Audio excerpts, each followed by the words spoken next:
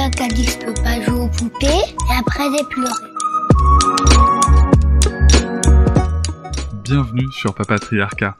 Je suis ravi de vous recevoir sur ce format appelé Réponse. Tout simplement parce qu'en fait, je vais répondre à un message audio qu'on m'a laissé via l'outil SpeakPipe. Je vous laisse le lien en descriptif de cet épisode. N'hésitez pas, vous avez 5 minutes pour donner votre avis. Alors, quelque chose de positif, constructif, ou tout simplement pour dire que vous n'êtes pas d'accord sur un épisode. C'est tout à fait ok. L'idée, c'est de pouvoir échanger ensemble avec de la nuance. C'est pour ça que 5 minutes, ça permet de construire un argument. Et surtout, moi, de pouvoir vous répondre derrière, afin d'enrichir un petit peu plus le débat que ceux qu'on peut trouver sur les réseaux sociaux. Je remercie d'avance toutes les personnes qui ont participé à enrichir la réflexion sur nos sujets, et nous allons pouvoir tout de suite commencer cet épisode. Bonjour Cédric, alors tout d'abord un gros merci pour tout le contenu que tu diffuses depuis plusieurs années maintenant. Ça fait un moment que je te suis et vraiment ça me fait cheminer sur mon rôle de maman et de professionnelle de la petite enfance, donc vraiment un gros merci pour tout ça. Et moi aujourd'hui je souhaitais réagir en fait à l'épisode du podcast On the Verge où tu as parlé de la vasectomie et tu as aussi évoqué le consentement en fait des deux personnes dans un couple à devenir parents. Donc ça a grandement fait écho à ma situation puisque mon dernier bébé c'est un bébé surprise. Nous avons eu notre premier enfant en 2015 en France et fin 2014 à la première écho en fait on a appris que à la base c'était des jumeaux mais que il y avait un embryon qui avait cessé de se développer à 8 semaines de grossesse. Par la suite on a changé de pays en 2016 et on a commencé le projet bébé 2 en août 2018 et j'ai par la suite subi 4 grossesses à arrêter en peu de temps, septembre 2018, novembre 2018, février 2019. Après, on a fait une pause parce que j'étais vraiment trop affectée physiquement, psychologiquement. Et j'ai malheureusement de nouveau subi une grossesse arrêtée en août 2019. Là, mon conjoint, lui, il m'a indiqué qu'il était prêt à envisager d'avoir qu'un seul enfant parce que toutes ces grossesses arrêtées, et il voyait que ça m'affectait, mais que lui aussi, ça l'affectait parce que lui aussi, il espérait à chaque fois, il se projetait aussi à chaque fois et ça n'aboutissait pas. Donc, c'était vraiment difficile. Donc, on en a beaucoup discuté et on s'est mis d'accord en fait pour essayer une dernière fois. C'était durant le confinement et on s'est dit que si ça fonctionnait pas, on serait heureux. Une heureuse famille avec un seul enfant et puis on serait plus dans l'espérance d'agrandir la famille et on trouvait que c'était plus sain aussi pour notre premier enfant qui pouvait peut-être se dire papa et maman ils sont pas heureux juste avec moi, il leur faut un deuxième enfant et ils n'arrivent pas à l'avoir et du coup ils sont malheureux. Donc voilà, on trouvait que c'était pas cool en fait ça a fonctionné. Notre deuxième enfant est arrivé début 2021 et avant même la naissance du deuxième enfant, mon conjoint m'avait indiqué que lui, il se voyait faire une vasectomie sans souci. Et quand on a eu la reprise de la vie intime aux environs de 7 mois du deuxième bébé, on a utilisé des préservatifs au début et puis rapidement mon conjoint il voulait plus les utiliser. Il a évoqué le fait que il a commencé les démarches pour la fameuse vasectomie, que moi j'ai allaité et puis qu'en plus j'avais des problèmes de fertilité, donc clairement pour lui c'était pas non plus risqué de fou. Moi j'avais quand même peur parce que j'avais pas envie de subir encore une fois une grossesse arrêtée, donc je lui ai plusieurs fois demandé où ça en était ces démarches parce que ça faisait quand même un moment qu'il me parlait de cette vasectomie et il m'a dit qu'en fait il a eu un entretien téléphonique avec une soignante qui lui a expliqué les risques et que ça lui avait fait peur, qu'il était conscient que il y a des risques de toute façon dans toute opération, mais que ça l'avait un peu refroidi, mais que j'avais pas à m'inquiéter, qu'il allait rappeler. Et quelques jours après cette conversation, moi j'ai eu comme un peu une intuition. J'ai fait un test de grossesse et il s'est révélé positif. Et là, mon conjoint, il m'a clairement dit je vais pas te demander d'avorter là avec toutes les fausses couches que tu as fait, mais c'est pas cool ce que je vais dire, mais c'est vraiment ce que je pense là. J'espère que ça va pas tenir. Donc j'ai dû avancer en digérant cette information-là. La grossesse a tenu, mais évidemment, il s'est très peu investi dans la grossesse. Il a même exprimé une réaction très vive quand il a appris le sexe de l'enfant parce que c'était encore un enfant du même sexe. On a 3 enfants du même sexe et ça lui plaisait vraiment pas. Ensuite, à la maternité, il était vraiment désagréable au plus haut point. C'était encore pire que la naissance de notre deuxième enfant parce que dans notre nouveau pays, dans le cadre d'une naissance césarienne, la maman, elle peut pas rester seule à la maternité. Il était fâché d'être clairement obligé de rester parce que pour l'aîné, il n'a pas du tout, il a pas du tout souhaité rester à la maternité. Et là, il y était obligé. Pour le deuxième enfant, il y avait un rideau qui nous séparait d'une autre famille. Donc là, il était comme plus ou moins, il parlait plus bas.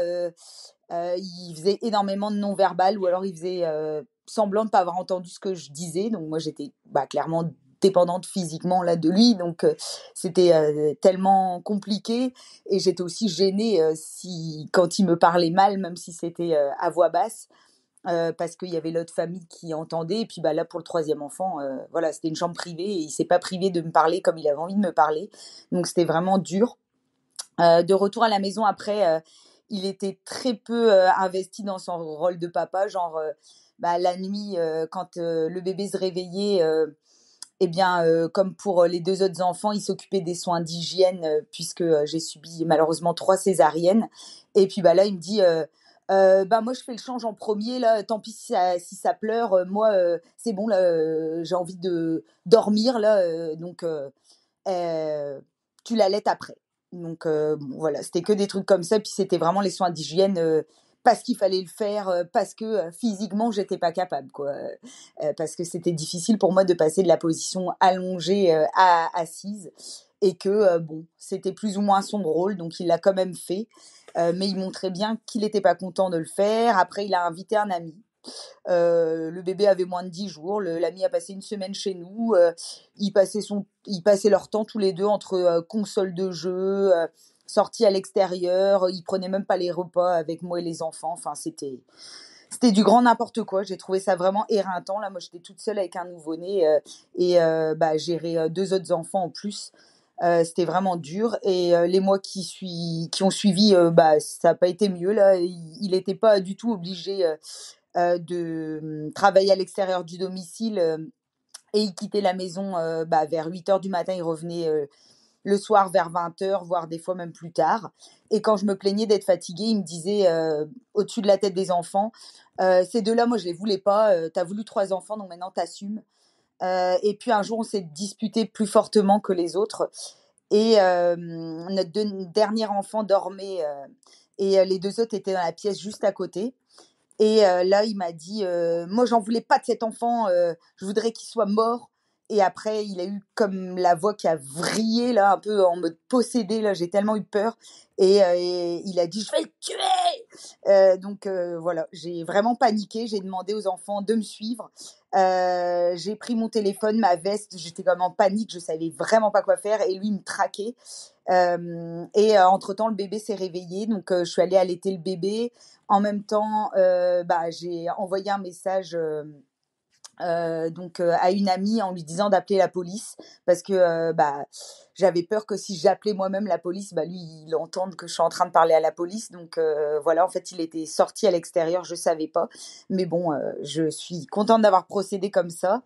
Ensuite, il a eu interdiction de domicile. La police m'a fait prendre conscience, évidemment, que j'étais victime de violences conjugales depuis plusieurs années. Après, c'était dur parce que dans le cadre de ma profession, j'ai moi-même fait appel au service de la protection de l'enfance par rapport à un fait de violence conjugale.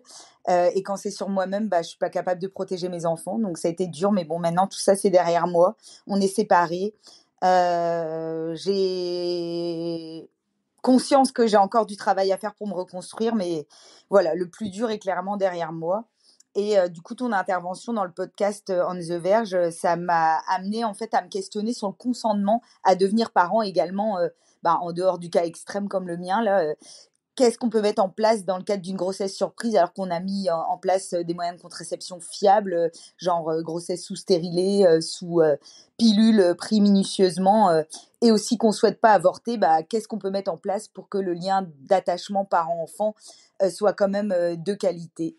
Donc voilà, merci de m'avoir laissé m'exprimer et puis je suis curieuse d'entendre ta réponse.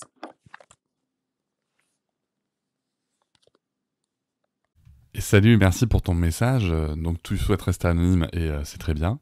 Merci pour ton message et pour le soutien. Alors d'abord, merci pour ton témoignage aussi. C'est important de se rappeler que ces situations à la fois très violentes et complexes existent malheureusement beaucoup trop souvent. Je suis très content pour toi et pour les enfants que vous ayez pu vous extraire de cette violence quotidienne, en tout cas, bravo. C'est important aussi de l'avoir fait parce que c'est pas facile, c'est pas des démarches faciles de se rendre compte, c'est pas des démarches faciles de changer, de tout remettre en question, de perdre les éléments qui peuvent nous sécuriser, même si c'est une relation toxique. Donc voilà, bravo déjà pour cette démarche. Concernant la grossesse, alors c'est vrai que dans le podcast On the Verge, on parle de beaucoup de choses, et notamment de cette vasectomie, de cette contraception masculine. Alors, dans ton récit, moi, ce que j'ai pas entendu et ce qui m'interroge, c'est à quel moment est-ce qu'il a pris en main lui-même sa propre contraception. Voilà, à quel moment est-ce qu'il s'est dit je vais mettre des préservatifs. Alors, j'ai pas entendu parler de ça, où il y a, voilà, je vais m'assurer d'eux, je vais m'assurer que moi, de mon côté d'homme, il n'y ait pas ou en tout cas au maximum, puisque aucune contraception n'est sûre à 100%, il n'y ait pas de comment dire, de possibilité de grossesse, de fécondation. Voilà, donc déjà ça c'est le premier point. Ensuite, comment est-ce qu'on se rend compte, comment réagir quand il y a des grossesses surprises comme ça, qui sont absolument pas voulues, on peut dire le terme, je pense, en tout cas pas souhaitées à ce moment-là, etc. Je pense que c'est des questions extrêmement difficiles. Enfin voilà, moi je sais que nous c'est quelque chose à la maison, si tu veux, où les seules fois où on a pris des risques, c'est les fois où on savait que ça allait qu'on allait pouvoir assumer le truc, quoi. Et voilà. Et c'est vraiment hyper important, quoi. Et je sais que par exemple, si tu veux, même alors que la vasectomie était faite, on a attendu le bon nombre d'éjaculations pour être sûr que tous les risques potentiels de fécondation soient évacués, même si on a pu du coup avoir des rapports non protégés avant le spermogramme, mais parce que voilà, on avait suffisamment bien renseigné, on s'était dit il y a assez peu de risques que ça arrive. Donc voilà, et je vous renvoie vers l'épisode avec mon chirurgien pour bien comprendre les tenants et les aboutissants de ces données-là. Après, comment réagir ? En fait, vraiment, je trouve que c'est vraiment des situations très complexes. Parce que comment on réagit quand les deux... Enfin, pour moi, la situation complexe, c'est comment on réagit quand les deux parents ne sont pas d'accord pour garder l'enfant. C'est ça, là. Et là, je pense qu'il n'y a pas de réponse juste, en fait. Il n'y a pas de réponse juste, à part le fait de se dire qu'à un moment, il faut quand même assumer ses actes. Quand on accepte d'avoir un rapport non protégé ou même protégé, quand on accepte d'avoir des rapports sexuels, il faut bien comprendre la finalité possible de ces rapports sexuels. Voilà. Et ça, je pense qu'on ne le dit pas assez, en fait. Je pense qu'on ne le dit pas assez, ainsi que les risques potentiels d'IST, etc. Et quand ça arrive, même qu'on a pris ces précautions, c'est là où il faut vraiment avoir un énorme dialogue. Et ça peut amener des questionnements, parce que tu vois, là, on est face à un homme violent dans ton récit, mais imaginons un homme non violent qui se dit c'est son choix, etc. Et puis finalement qui regrette ce choix quelques temps après. Comment réagir ? Je pense qu'en fait, il n'y a pas de bonne réponse à ces situations-là. Désolé, hein, je sais qu'on aime bien avoir des réponses claires et précises, mais moi, je pense qu'il n'y a pas de bonne réponse. Et là, je m'extrais, bien sûr, de ta situation où il s'agit d'un homme violent, etc. D'accord ? Mais je parle dans une relation saine. Si ça se pose comme question, ça reste des situations qui restent extrêmement complexes. Donc en plus, qu'on y rajoute la violence de ton ex-partenaire, c'est extrêmement violent, ça c'est sûr. Mais je veux dire, même sans cette violence-là, ça reste des situations extrêmement complexes, vraiment. Et nous, si tu veux, parfois avec Noëlla, on s'est demandé, on s'est dit, en tout cas, moi, c'est quelque chose que j'ai dit et que je l'ai dit en journal de papa, et des choses qu'on s'est demandé avec Noëlla. Est-ce qu'on n'a pas fait une connerie, si tu veux, à un moment? Et c'est terrible parce que tu sens, t'as énormément d'amour pour ton enfant, il n'y a pas de débat là-dessus, il était voulu, il était souhaité, il a été attendu même. Mais c'était tellement dur, là ça va mieux, mais c'était tellement dur que vraiment, moi, il y a un moment où je me suis vraiment dit, est-ce qu'on n'a pas fait une connerie, tu vois?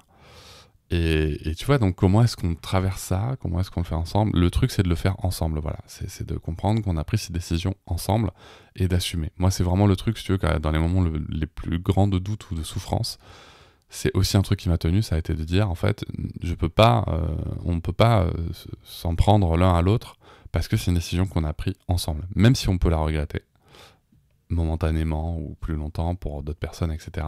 Ça reste une décision qu'on a prise ensemble, donc on doit l'assumer ensemble. Voilà. Donc je sais pas si ça répond bien à ta question, parce qu'en fait, je ne pense qu'il n'y a pas de réponse facile et évidente à cette question. Merci. Je vous remercie de m'avoir écouté. Je vous invite à vous abonner, et nous pouvons aussi nous retrouver sur Facebook, Instagram et sur le blog papatriarca.fr. À bientôt.